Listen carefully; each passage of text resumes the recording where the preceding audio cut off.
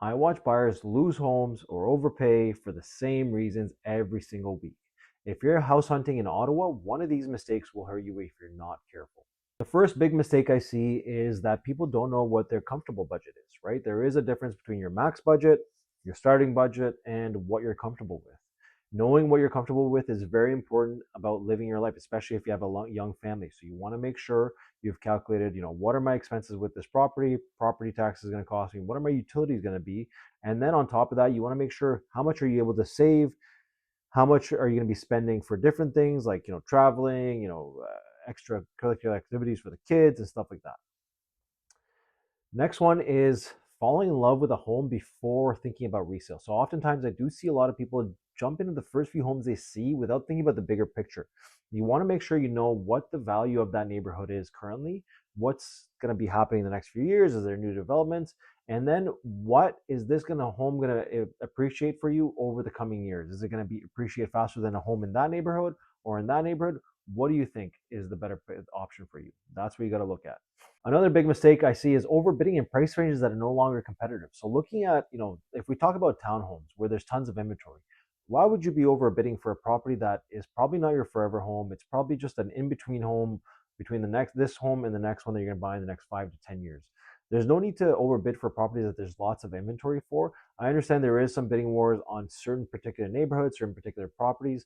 That is one thing you want to watch out for is don't overpay for something just because it's nice in the moment. You got to look at, what is the bigger picture on this as well.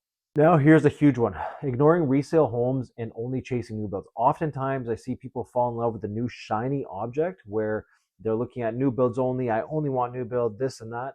You want to look at, those same new builds that you're looking at are actually available sometimes on the market, and you can get big discounts on them. And even if you're looking at something a couple years older, where you're getting maybe a little bit more value. So sometimes the builders aren't including the standard features that were available 5 years ago or 3 years ago or 2 years ago. Now it's an upgrade. So you want to compare before jumping into the first new build you see. Another huge mistake is removing condition when it's not necessary. So if you have a date for conditions, let's call it January 15th, and you're removing them January 8th or 9th or 10th, just because you feel like it and you still have time, maybe just wait, just so you're clarified on everything before you finalize. Removing conditions is your last step, and you want to make sure you have all your ducks in a row before making that decision. A huge mistake I see when buying is waiting for perfect interest rates instead of negotiating price. So I see buyers all the time wait, 3 months, 4 months, 6 months, 7 months before they get the perfect interest rate. But sometimes that doesn't exist. Like, we don't know what the perfect interest rate is going to be. And we also don't know where the prices are going to go for the specific home you're looking at. So make sure you know what you're looking at, understand your budget, calculate the interest, and then see what is it going to, if is the interest rate going to drop by 0.5%?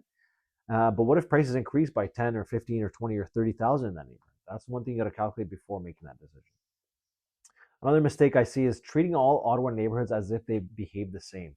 There is a huge difference between the suburbs and the inner city and certain areas around the city. So you want to make sure you're not, not all neighborhoods are treated the same. So you want to make sure you're, am I looking at being in Centertown, Westboro, Glebe, Rothwell Heights, or am I looking at Canada, Orleans, Barrhaven? These are all big different factors, and all of those neighborhoods are completely different and behave completely different, especially in a 10-year, 15-year, and 20-year term.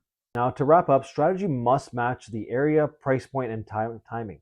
Ottawa is not one single market. There is macro markets, which is the overall market, and there is micro markets, which is markets in certain areas. And there is very big differences in those areas when you're looking at buying and selling. Now, if you'd like a customized buying plan, DM me buyer or comment buyer below, and I will send it out to you, and we will get you started on your home hunting journey. Thank you so much for watching the video. If you'd like to see more videos like this, please follow, like, and subscribe. I'll see you in the next one. Have a great day.